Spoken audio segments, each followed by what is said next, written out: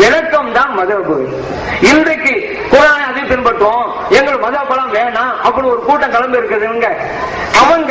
அவங்கள உள்ள இளைஞர்கள்லாம் எத்தனை பேரு இன்னைக்கு குர்ஆனை ஹதீஸையும் படித்துத்தான் நான் வணக்கம் செய்கிறேன் என்று சொல்ல முடியும்? அவங்க எந்த ஒரு ஆலிம்சாவை இவர் என்ன ஆலிம்சால பெரிய ஆலிம்சாலாம் தேவையில்லை, எனக்கு மதஹப் வேணாம் அப்படின்னு சொல்லிட்டான்னு வச்சுக்கிற ஒரு ஆலிம்சா, அந்த ஆலிம்சா தான் எங்களுக்கு இமாம் ஆகிடுவாரு. எங்களுக்கு மதஹப் வேணாம், ஷாஃபி வேணாம், ஹனஃபி வேணாம், குர்ஆன் ஹதீஸே போதும் அப்படின்னு ஒரு ஆலிம்சா சொன்னாலும் வைங்களேன், அந்த ஆலிம்சா தான் இந்த அப்பாவி இளைஞர்களுக்கெல்லாம் இமாம். அந்த ஆலிம்சா என்ன சொல்றாலும் அதை கேட்டு நடப்பாங்க. அப்ப இல்ல இந்த இளைஞர்கள் இல்லங்க, எந்த ஆலிம்சா சொல்ற நாங்க கேட்கறது இல்ல, நாங்க குர்ஆனை பாக்குறோம், படிக்கிறோம், புரியுறோம், அதே போல ஹதீஸை பாக்குறோம், படிக்கிறோம், புரியுறோம் அப்படின்னு யாராவது சொன்னா அந்த இளைஞர்களுக்கு இப்ப நான் ஒரு கோரிக்கை வைக்கிறேன். இப்ப ஹஜ்ஜுக்கு எல்லாம் போறாங்கல்ல, இங்கேருந்து 7ஆம் கட்டத்துல இருந்து ஹஜ்ஜில வணக்கத்தை முடிக்கிற வரைக்கும் யாரு என்ன சொன்னாங்க, எந்த இமாம் சொன்னாலும் கேட்க கூடாது. அவங்க கிட்ட குர்ஆனை கொடுத்துருவோம். யார் ஹஜ்ஜுக்கு போறாங்களோ மதம் வேணாம்னு சொல்லிவிட்டு மதம் ஹஜ்ஜுக்கு போறோம்னு சொல்றாங்கல்ல, அவர்கிட்ட குர்ஆனும் கொடுத்துருங்க, தமிழாக்கத்தையும் கொடுத்துருங்க. அதே போல புகாரி தமிழாக்கத்தையும் கொடுத்துருங்க, முஸ்லிம் தமிழாக்கத்தையும் கொடுத்துருங்க. 7ஆம் கட்டத்துல இருந்து ஹஜ் முடிக்கிற வரைக்கும் நீங்க குர்ஆன் என்ன இருக்குது ஹதீஸ் பாருங்க, படிங்க, தெரிங்க, நீங்க செய்யுங்க, யார்கிட்டையும் கேட்க கூடாது. எந்த இளைஞர் முன்ன வரட்டும் பார்க்கலாம், சொல்லட்டும். நான் 7ஆம் கட்டத்துல இருந்து யாரும் கேட்க மாட்டேன், நான் குர்ஆன் இப்படி படிச்சேங்க, இப்படிதாங்க செய்யணும், தவாஃப்ல இருந்து கல்ல இருந்து அரபா மைதானத்துல இருந்து எல்லா சட்டமும் நான் படிச்சு செஞ்சேதான் அப்படின்னு ஒரு இளைஞர் முன் வந்து சொல்ல முடியுமா? நான் கேட்கிறேன். அடுத்தால் சொல்லிதான் செஞ்சுட்டு வர முடியுமே தவிர குர்ஆனையும் ஹதீஸையும் கொடுத்துலாம் மட்டும் இவர் படிச்சு போக முடியுமா? 10 வருஷம் ஆனாலும் இவர் ஹஜ்ஜுக்கு போக மாட்டாரு. ஏன்? எப்ப படிச்சு முடிக்கிறது, எப்ப போறது ஹஜ்ஜுக்கு? முடியாது. இதுதான் யதார்த்தம். அப்ப இப்படி குர்ஆன் ஹதீஸை பின்பற்றுவோம் மதம் வேணாங்கிறவங்க அவங்களுக்கு ஒரு ஆன்சா வச்சுக்கிட்டு அந்த ஆன்சா சொல்ல கேட்டுட்டு இருக்கிறாங்களே தவிர இந்த இளைஞர்களா குர்ஆனை படித்து ஒரு வணக்கத்தையும் தெரிந்து கொண்டார்கள். இந்த ஜக்காத்துன்னு வச்சுக்கிறோமே, ஜக்காத் சம்பந்தப்பட்ட சட்டங்களை எல்லாம் இந்த இளைஞர்கிட்ட நம்ம கேட்டோமாக்கா குர்ஆன் ஹதீஸ் வந்து சொல்லிட முடியுமா? வாரிசுரிமை சட்டம் இருக்குது. ஒரு இளைஞரை கூப்பிட்டு நீங்க குர்ஆன் ஹதீஸ் லேசா புரியுதுங்கிறீங்க இல்லங்க, நாங்க வாரிசுரிமை சட்டத்தை கேட்கிறேன், குர்ஆனை ஹதீஸ் படிச்சு அவங்க சொல்லிருங்க, சொல்லிடுவாரா அந்த இளைஞர்? அப்ப அந்த இளைஞரும் ஒரு ஆலிம்சாதான் பின்பற்றாரு. இதுதான் யதார்த்தம்.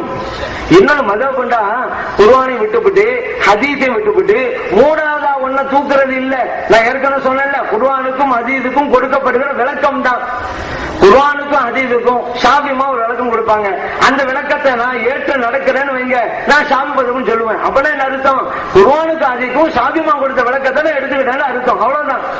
ஹனஃபி மதஹப் என்ன அர்த்தம்? குர்ஆனுக்கும் ஹதீஸுக்கும் இமாம் அபூ ஹனீஃபா ரஹ்மத்துல்லாஹி அலைஹி என்ன விளக்கம் கொடுத்தாங்களோ அந்த விளக்கத்தை நான் எடுத்துக்கிட்டேன் அப்படின்னு அர்த்தம். அந்த விளக்கத்தை எடுத்துக்கிட்டேன் நான் ஹனஃபி மதஹப். அப்ப இங்க என்ன வழங்கு? ஷாஃபி ஹனஃபிண்டா குர்ஆன் ஹதீஸ் வேற, மதஹப் வேற. ஏன் அப்படி பிரிக்கிறீங்க?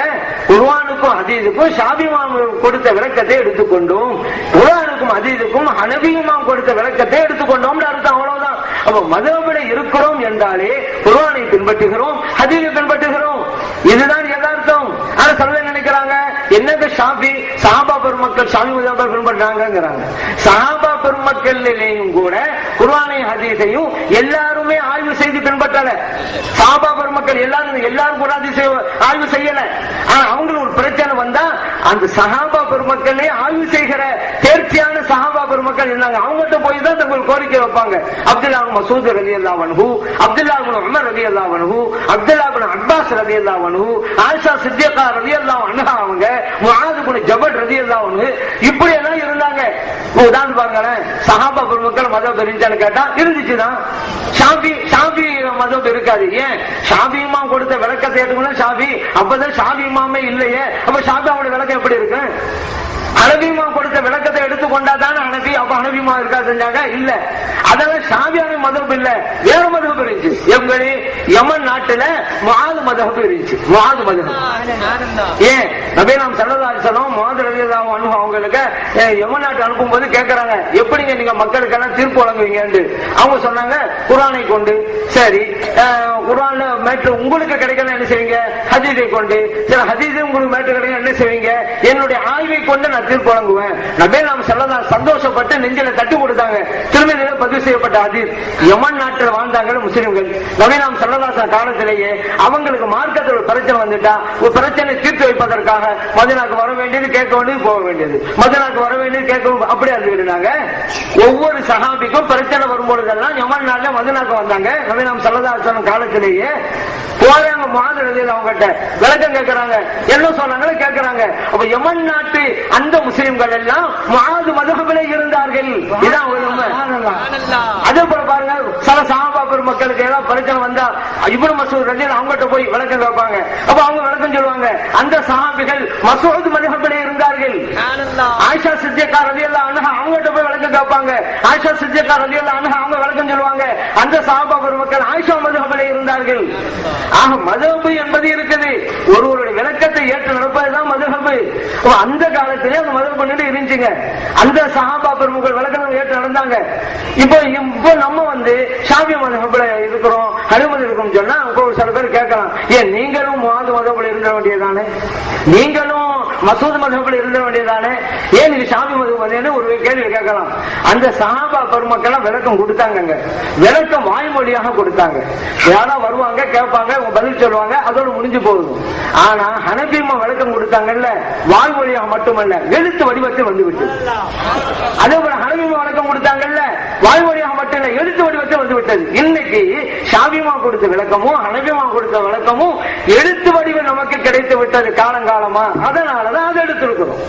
அப்ப மதுஹப்ங்கிறது குர்ஆன் ஹதீஸை பின்பற்றுவதுதான் அப்படின்னு தான் விளங்கணுமே தவிர இந்த குர்ஆனுக்கும் ஹதீஸுக்கும் முரண்பட்ட மூன்றாவது ஒண்ணு நினைக்க வேணும். இன்னொன்னு, சில பேர் இதையெல்லாம் ஏன் இப்படி கேட்கறாங்கன்னு சொன்னா, குர்ஆனை ஹதீஸ் படிக்கிறது அவங்களுக்கு டைம் இல்லைங்க.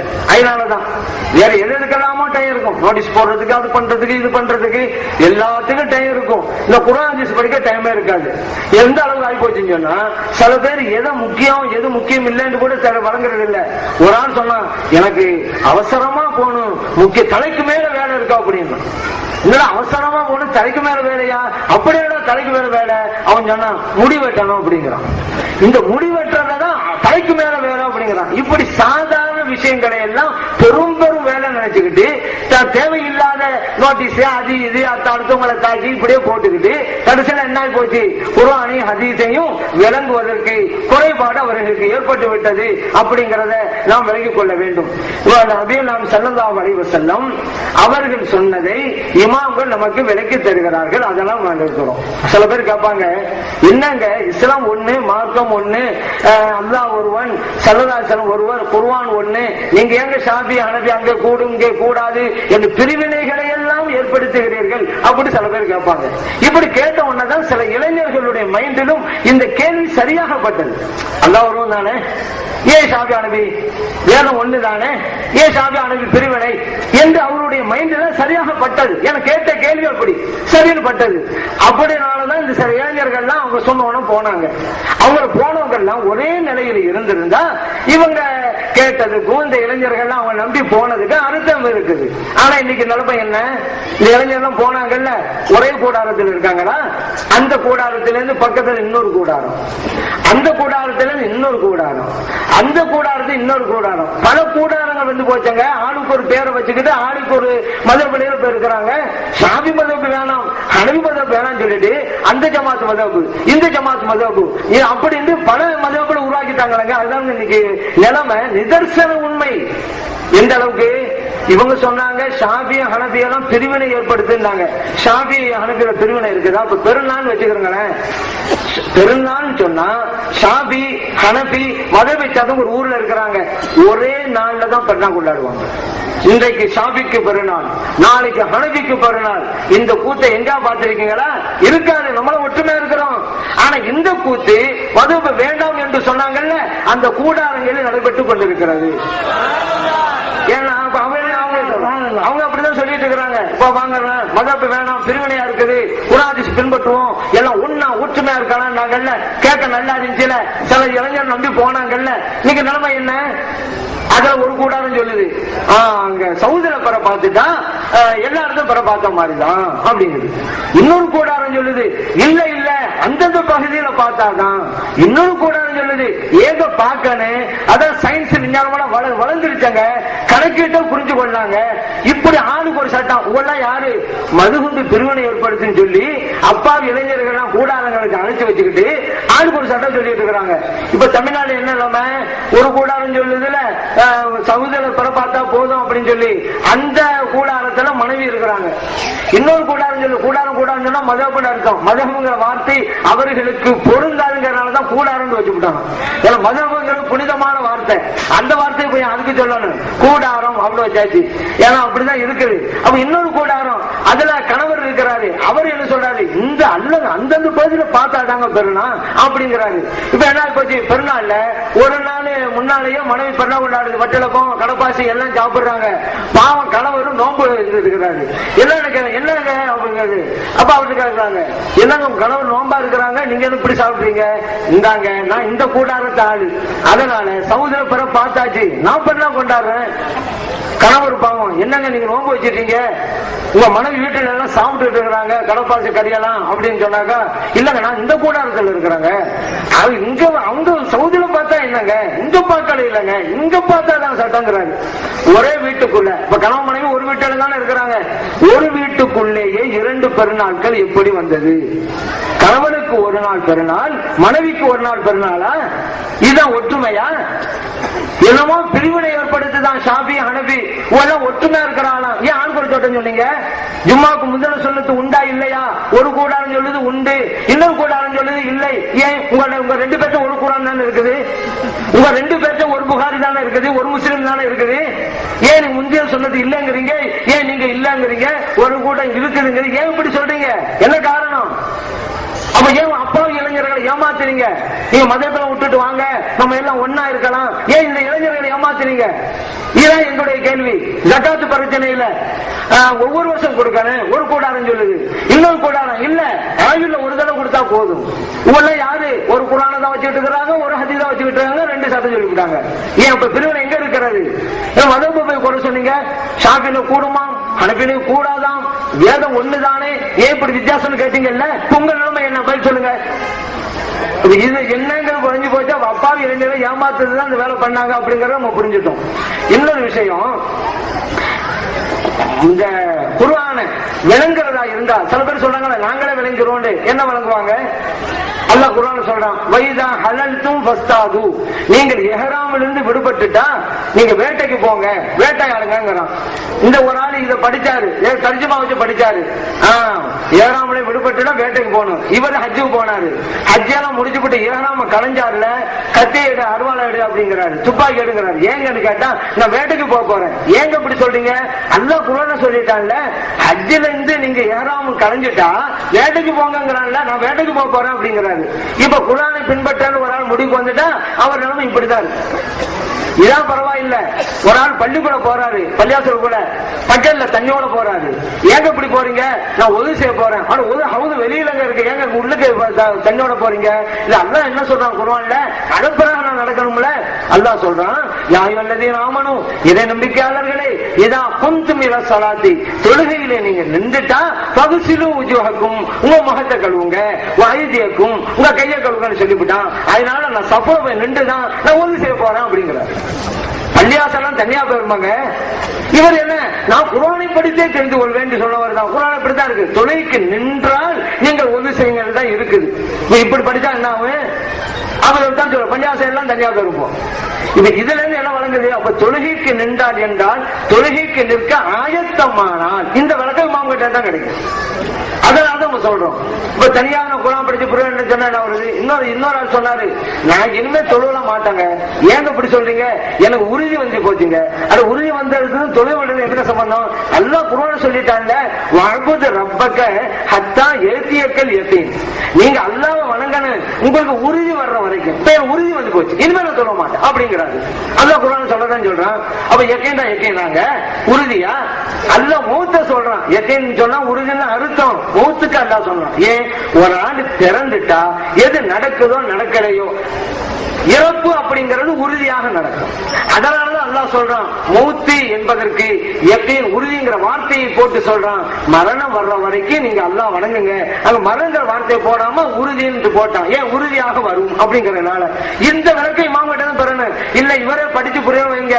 அவர் சொல்லுவாரு நான் இன்னும் சொல்ல மாட்டான் பாரு, ஏன் உறுதி வந்து போச்சும் பாரு. இப்படி எல்லாம் வழங்குவாங்க எல்லாம். இதான் பரவாயில்ல. ஒரு ஹஸரத்திட்ட ஒரு இளைஞர் போய் கேட்டார், ஹஸரத் சொர்க்கத்துல எல்லாம் கிடைக்குமா? கிடைக்கும். ஹஸரத் சொன்னாங்க, என்ன விரும்பினாலும் கிடைக்குமா ஹஸரத்? கிடைக்கும்பா. ஏன்னா அல்லாஹ் குர்ஆன் சொல்லிட்டால வலக்கும் ஃபீஹா மா தஷ்தஹி அன்ஃபுசுக்கும். அது நீங்க என்ன விரும்பினாலும் அங்க கிடைக்கும். இத வச்சுக்கிட்டு தான் இளைஞர் கேட்கிறாரு, என்ன விரும்பினாலும் கிடைக்கும் அல்லாஹ் சொல்றானே, நம்ம என்ன விரும்பினாலும் கிடைக்குமா? கிடைக்கும் நாங்க ஹஸரத். கடைசியில் இவர் கேட்கிறாரு, ஹஸரத் சிகரெட் கிடைக்குமா அப்படின்றாரு. இவருக்கு அதை பத்தி தான் கவலை. அதற்கு கொஞ்சம் விவரமா இருந்தாங்க. அதனால சொன்னாங்க கிடைக்கும், சிகரெட் கிடைக்கும், ஆனா பத்த வைக்க நீ நரகத்துக்கு தான் போகணும், அங்கதான் நெருப்பு இருக்குது அப்படின்னா. நான் நல்ல விளக்கமா கேள்வி கேட்க நினைச்சு இப்படி கேட்கிறேன் சில பேர். இன்னொரு ஆளு என்ன செஞ்சாரு, ஏழை. அவரு இந்த தர்ஜமா படிச்சு விவகாரம் பண்றவரு தான். அவரு ஏழை. ஒரு பணக்கார வீட்டு வாசல்ல போனாரு, கதவை தட்டினாரு. அந்த பணக்கார வெளியே வந்து என்னண்டாரு, உங்க சொத்துல இருக்கிற என் பங்கை பிரிச்சுட்டாங்கிறாரு இவரு. அவரு கேட்டாரு, என்ன என் சொத்துல உனக்கு பங்கா? நீ யாரு நான் யாரு, என் சொத்துல ஏன்பா உனக்கு பங்கு? அவரு சொல்றாரு, என்னங்க இப்படி சொல்றீங்க? அல்லாஹ் குர்ஆன்ல சொல்றான்ல, இன்னமல் மூமினூன இஹ்வத்துன், மூமின்கள் எல்லாம் சகோதரர்கள். நீங்க ஒரு மூமின், நான் ஒரு மூமின். அப்ப உங்களுக்கு நான் சகோதரன் ஆயிட்டேன், எனக்கு நீங்க சகோதரன் ஆயிட்டீங்க. ஒரு சகோதரருடைய சொத்துல இன்னொரு சகோதரருக்கு பங்கு இருக்குதுல்ல, என் பங்கு பிரிச்சுதாங்க அப்படிங்கிறாரு இந்த வசனத்தை வச்சுக்கிட்டு. அப்ப அவரு என்ன செஞ்சா, அப்படியா இந்த வர உள்ளுக்கு போனவர் தான் வரவே கிடையாது. ஒரு கதவை தட்டினாரு, வர்றேன், சத்தம் மட்டும் தான் வந்துச்சு, வரல. கொஞ்ச நேரம் கழிச்சு இந்த பங்கு அப்படி கொடுத்தாரு. 5 காசு தான் இருந்துச்சு. என்னங்க ஊழ சொத்தை வச்சிருக்கிறீங்க, 5 காசு வச்சிருக்கீங்க? எல்லாம் நீ ஓதன வசனம் தான்ப்பா. எல்லாம் மூமின்கள் எல்லாம் சகோதரர்கள். இந்த உலகத்தில் நீ மட்டும்தான் மூமினா? எவ்வளவு மூமின்கள் இருக்கிறாங்க, அவ்வளவு பேருக்கு என் சொத்துல பங்கு இருக்குதுல்ல. கணக்கு போட்டு பார்த்தேன், உன் பங்கு 2 காசு தான். போனா போயிட்டு 5 காசு போயிட்டு அப்படின்னு. இப்போ குர்ஆன் விளங்குறோம் சொல்லி விவகாரம் பண்றது அப்படி நிறைய பேர் இருக்கிறாங்க. இப்ப இப்படி எல்லாம் விளங்க ஆரம்பிச்சா என்ன ஆகும்? அதற்காகத்தான் நம்ம சொல்றோம், இமாம்களுடைய விளக்கத்தை பெறுங்கள், நீங்களாகவே விடுங்கன்னா. இப்படித்தான் கூடாரங்கள் பெருகிட்டே போகும். இப்ப இன்னைக்கு 4-5 கூடாரத்தை உருவாக்கி வச்சிருக்காங்கல்ல, இவங்க எல்லாம் குர்ஆன் குர்ஆனுக்கு விளக்கம் சொல்ல தகுதி உள்ளவர்களா? இந்த இளைஞர்கள் விடுங்க, பாவம் அப்பாவி இளைஞர்கள், ஒரு சட்டம் கேட்டா தெரியாது. இவங்களை விடுங்க, இவங்க வழி நடத்துறாங்கல்ல ஆலிம் சாக்கள், இவங்க என்னங்க தகுதி இருக்கு? குர்ஆனுக்கு அதிக விளக்கம் தகுதி இருக்கு அவங்களுக்கு? கலாலா பிரச்சனைக்கு விளக்கம் கேட்டவங்க சொல்லலைங்க. கலாலாவுக்கு என்ன சட்டம் கேட்டவங்க சொன்னாங்களா? அது மட்டும் இல்ல, நம்ம ஆயத்தை கடை இன்னும் ஒரு வசனத்தை மாற்றப்பட்டு, பதில் இல்லைன்னு சொன்னா மாற்றப்பட்டு விட்டதான். ஏன்னா அல்லாஹ் தஆலா குர்ஆனில வாரிசுரிமை சட்டத்தை சொல்லும் பொழுது ஒரு வசனத்துல சொன்னா, ஒரு மனிதர் இறந்து விட்டார், அவருக்கு ஒரு சகோதரி இருக்கிறான்னு வைங்க, அவருக்கு சொத்துல பாதி கிடைக்கும் என்று இறைவன் ஒரு வசனத்துல சொல்றான். வலஹு உஃப்துன் ஃபலஹா நிஸ்ஃபு மா தரக. ஒரு ஆள் இறந்துட்டாரு, அவருக்கு சகோதரி இருக்கிறாங்க, அவர் விட்டு போன சொத்துல இருந்து சகோதரிக்கு பாதி கிடைக்கும். இப்படி ஒரு வசனம் சொல்லுதா, சூரத்து நிசாவுல தான் வருது. இன்னொரு வசனத்துல அல்லாஹ் சொல்றான், வலஹு அஹுன் அவ் உஃப்துன் ஃபலிகுல்லி வாஹிதின் மின்ஹும சுதுஸ். ஒரு ஆள் இறந்து போறாரு, அவருக்கு சகோதர சகோதரிகள் இருக்கிறாங்க, ஒரு சகோதர ஒரு சகோதரி. அப்படி இருந்தா ஒவ்வொரு ஆளுக்கு நீங்க 6/1 கொடுங்க. ஒரு வசனம் சொல்லுது சகோதரிக்கு பாதி என்று, இன்னொரு வசனம் சொல்கிறது சகோதரிக்கு 6/1 என்று ஏன் சொல்லுகிறது? நீங்க விளக்கம் சொல்லுங்க என்று நாம் இந்த மதம் வேணாம் என்று சொன்னவங்கிட்ட கேட்டா, இந்த 6/1 இருக்குதுல அது மாற்றப்பட்டுச்சுங்க. மாற்றப்பட்டதுக்கு என்னங்க ஆதாரம்? நாங்க அப்படிதான் புரிஞ்சோங்கிறாங்க. ஒரு வசனத்துடைய சட்டத்தை இந்த உலகத்திலிருந்து, இஸ்லாமிய சமூகத்திலிருந்து, இஸ்லாத்திலிருந்து அழிப்பதற்கு நாங்க புரிஞ்சோங்கிறாங்க. ஏதோ ஆதாரம் இருக்கணும்லங்க. ஒரு வசனம் இந்த சட்டம் இப்ப இல்லைன்னா அங்க ஆதாரம் இருக்கணும்ல. சரி, இந்த சஹாபாக்கள் சொல்லி இருக்கிறாங்க, அல்ல இந்த தாபியங்கள் சொல்லி இருக்கிறாங்க. சரி, அவங்க இன்னைக்கு இருக்கிறாங்கல்ல வஹாபிகள், அவங்களுடைய இமாம்கள் இப்படி தேமையா இப்னு ஹஸம் போன்றவங்க கூட அப்படி சொல்லி இருக்காங்கன்னா சொல்லணும்ல. யாருமே சொல்லலங்க. இந்த உலகத்துல இதுவரைக்கும் சொல்லல. நம்ம ஒரு கிடிக்கு பிடிச்ச உடனே இந்த சட்டம் மாற்றப்பட்டு போச்சு. ஒரு வசனத்துடைய சட்டத்தை இந்த இஸ்லாத்திலிருந்து அகற்றுகிறார்கள் தங்களுடைய கௌரவத்தை பாதுகாப்பதற்காக. தெரியாதுன்னு சொன்னா என்ன ஆகுது? நமக்கு பின்னால் நாடு இளைஞர் இருப்பாங்க, அவங்க நம்மளை பத்தி என்ன நினைப்பாங்கனால அந்த வசனம் மாற்றப்பட்டுங்கிறாங்க. வசனம் மாற்றப்பட்டுனால சட்டம் இல்லைன்னு தானங்க அர்த்தம். இப்படிப்பட்டவர்களை தான் இமாமாக கொண்டிருக்கிறார்கள் இன்னைக்கு சிலர். குர்ஆனை ஹதீஸையும் நன்றாக ஆய்வு செய்கின்றவர்களையா இன்னைக்கு தலைவரை ஏற்றுக்கொண்டு இந்த இளைஞர்கள் போயிருக்கிறாங்க. சராசரி ஆளுங்களா இருக்கிறாங்க, அந்த மாதிரி அவங்களும் இருக்கிறாங்க. மதுவுக்கு வேணான்ட்டாங்க, அவருடைய இந்த இளைஞர்கள் சரண்டர் ஆகி போச்சு. அப்படி இருக்காதுங்க. குர்ஆனையும் ஹதீஸையும் யார் ஆய்வு செய்வதற்கு தகுதி உள்ளவர்களா இருக்கிறார்களோ அவர்களிடம்தான் விளக்கம் கேட்குமே தவிர நாம அல்ல. இன்னொன்னு விளங்குங்க.